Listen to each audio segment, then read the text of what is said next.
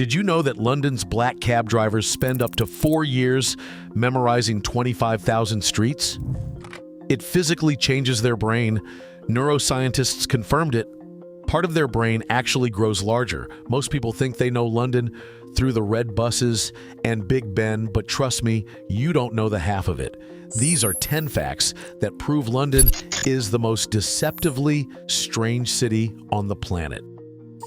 Fact number 10, the market that refused to die. Right next to London Bridge, in the shadow of the Shard, there is a food market that has been running for over 800 years. Borough Market has operated in some form since at least the 13th century. People were buying and selling food on this patch of ground before the printing press existed, before Columbus set sail, before the English language sounded the way it does now. The Black Death swept through. The Great Fire burned the city down. 2 world wars shook the nation, and through all of it, this market kept trading. Century after century, disaster after disaster, Borough Market just kept going. Today, it is famous for artisan food and weekend crowds, but the truly remarkable thing is not what they sell. It is that Londoners have been gathering on this spot to trade for nearly 1,000 years. While empires rose and fell around it, Borough Market just kept selling lunch. But if Borough Market holds centuries of London's daily life, the next fact holds centuries of the entire world's history, most of it locked away where nobody will ever see it. Thought this was strange? 9 is even stranger. Fact number 9, the museum that hides 99% of itself. The British Museum on Great Russell Street holds roughly 8 million objects. But at any given time, only about 1% is on display. That means around 7.9 million artifacts, entire civilizations worth of history, are sitting in storage, cataloged and preserved, but never seen by the public. You could visit every single day for years and never see 99% of what they own. Somewhere in climate-controlled vaults beneath central London, there are objects that haven't seen daylight in generations. The museum you walk through is one of the greatest in the world. The museum you'll never see is almost incomprehensibly larger. London's greatest treasures are hidden indoors. The city's biggest secret might be what you see when you look at it from above. Think that's hard to believe? Most people don't believe fact number 8.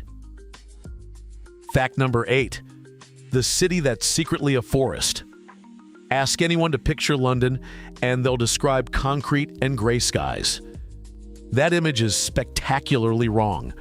Roughly 47% of Greater London is classified as green space. Nearly half the city, parks, gardens, ancient woodlands, nature reserves. London has more green space than almost any other major European capital, more than Paris, more than Madrid, more than Berlin. Richmond Park contains wild deer herds that have roamed there since the 17th century. Hampstead Heath feels like genuine countryside. Epping Forest covers close to 6,000 acres. You can walk for hours and forget you're in a city at all. From the street, London feels like any other dense megacity. From the air, it looks like a forest, with buildings scattered through it. The city everyone pictures as gray is, by the numbers, almost half green. London's streets are lined with green, but the people who know those streets best have an ability that borders on superhuman. Surprised? Number 7 might top all of them. Fact number 7, the test that physically rewires your brain. Every black cab in London is driven by someone who passed one of the hardest tests in the world. Not hard like a university exam, hard like it takes 3 to 4 years of full-time study. It is called the knowledge. To get a black cab license, you memorize roughly 25,000 streets and 20,000 landmarks within a 6-mile radius of Charing Cross. Every connection, every shortcut, every one-way system, the entire map of central London held in your head, no GPS, no notes. In the exam, they give you a random start and a random destination, and you describe the route from memory turn by turn. Most people attempt it a dozen times before they pass. But here is where it gets extraordinary. Neuroscientists at University College London scanned knowledge cabbies' brains and found that their posterior hippocampus, the region responsible for spatial memory, was physically larger than average. The longer they had been driving, the bigger it got. The training literally reshapes the structure of their brain. Every black cab ride in London is navigated by someone whose neurology has been rebuilt to understand these streets. That meter is not just paying for a ride, it is paying for a superpower. We are not even halfway yet. If the fact that London cab drivers literally grow bigger brains was not enough to earn a subscribe, I do not know what will. We are only halfway through, and the next 5 facts go somewhere much darker. Hidden rivers, secret wartime shelters, and a death toll that history got completely wrong. Hit subscribe so you do not miss what is coming. We have walked London's streets. Now let's go beneath them. Fact 6. The ghost rivers beneath your feet. Right now, beneath London's streets, there are over 20 rivers flowing. Real rivers, with names and currents and centuries of history. And you will never see them. The Fleet, the Tyburn, the Walbrook, the Effra, the Westbourne. These were once open waterways that shaped the city's layout. The Fleet was wide enough for boats. The Tyburn gave its name to London's most infamous execution site. The Walbrook ran through the heart of Roman Londinium. But as London grew, the rivers became problems. They flooded, they stank, they carried disease. So during the 19th century, they were bricked over and absorbed into the sewer system. Today, they are still flowing through tunnels, beneath roads, under pubs and offices. Stand on Fleet Street and you are standing directly above the river that gave it its name. The water is still there. London just buried it alive. We are only at 5, and it gets wilder from here. London buried its rivers, but it also built a monument that hides a secret in its exact measurements. Fact number 5, the column that measures its own disaster. Near London Bridge, there is a tall stone column called simply the Monument. Some tourists climb 311 steps to the viewing platform. Most take a photo and leave. Almost nobody notices the hidden detail in its design. The monument stands exactly 62 meters tall. That number is not arbitrary. It is supposedly the precise distance from the column's base to the bakery on Pudding Lane where the Great Fire started in 1666. If you could tip the monument over on its side, it would reach from where it stands to the exact spot where London began to burn. The entire column is a measuring stick for catastrophe, a stone ruler pointing at the place where the city went up in flames. The height is not symbolic, it is geographic, and almost nobody who walks past it knows. The monument remembers the fire that nearly destroyed London, but during another kind of war, the city's survival depended on going underground. Still with me? Good. Because these last 4 do not even sound real. Fact number 4, the underground shelters that saved a nation's treasures. During the Second World War, as German bombs rained down night after night during the Blitz, several deep tube stations were converted into air raid shelters. Families brought mattresses down the escalators. At the height of the bombing, over 170,000 people sheltered underground on a single night. But one station had an entirely different mission. Aldwych, now disused, was quietly repurposed to protect treasures from the British Museum, including the Elgin marbles.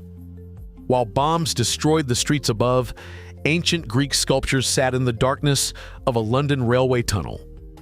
The British Museum hid its treasures underground, but one of London's most visible monuments has a history stretching back even further than London itself. 3 more to go, and each one is harder to believe. Fact number 3, the monument that's older than London. On the Victoria Embankment, flanked by 2 bronze sphinxes, there is an Egyptian obelisk called Cleopatra's Needle. Almost everything about that name is wrong. It has nothing to do with Cleopatra. It was originally erected in Heliopolis, Egypt, around 1450 BC, over 1,000 years before Cleopatra was even born. That makes it roughly 3,500 years old. When the Romans founded Londinium around 43 AD, this obelisk was already 1,500 years old. It predates London by well over a millennium.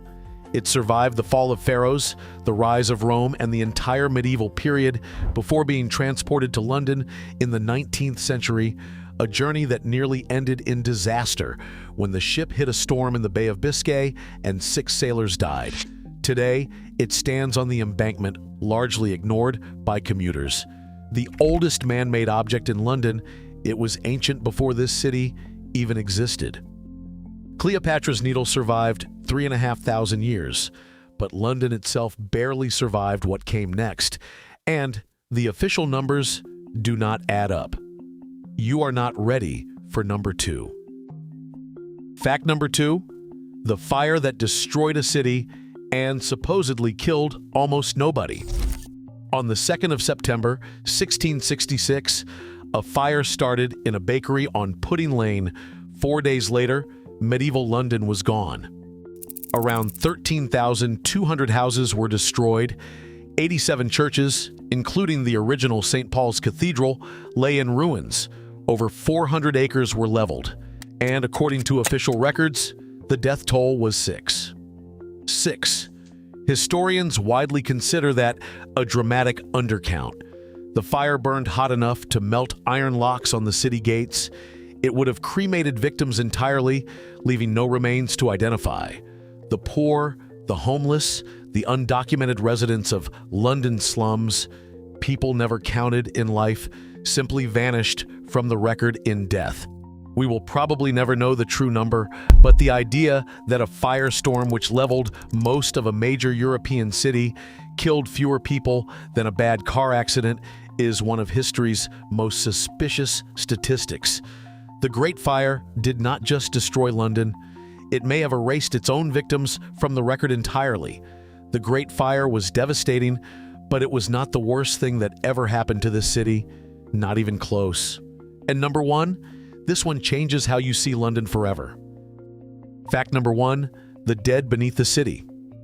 This is the fact that changes the way you walk through London. In 1665, 1 year before the Great Fire, the Great Plague swept through the city. Within 18 months, roughly a quarter of London's population was dead. An estimated 100,000 people. Red crosses were painted on the doors of infected houses. Carts rolled through the streets at night, collecting the dead. The death toll was so overwhelming that individual burials became impossible. The city resorted to mass burial pits, vast trenches filled with thousands of bodies, covered in quicklime and sealed with earth. And here is the part most people never learn. Many of those pits were never moved. They were simply built over, paved, landscaped, forgotten. Today, some lie directly beneath modern parks, beneath buildings, beneath places where Londoners walk their dogs and eat their lunch. Charterhouse Square, a quiet green space near Barbican, sits on top of one of the largest plague pits in the city. When Crossrail engineers dug beneath Liverpool Street in the 2010s, they unearthed skeletons still carrying DNA traces of Yersinia pestis more than 350 years later. London does not just have history beneath its streets, it has its dead. Hundreds of thousands of plague victims are still there, woven into the ground the city stands on. The parks are beautiful, the buildings are modern, and underneath it all, London is built on a graveyard it has never fully acknowledged. That is the real London nobody knows about. If this video changed the way you think about London, hit that subscribe button. We cover the hidden side of extraordinary places every week. And drop a comment below.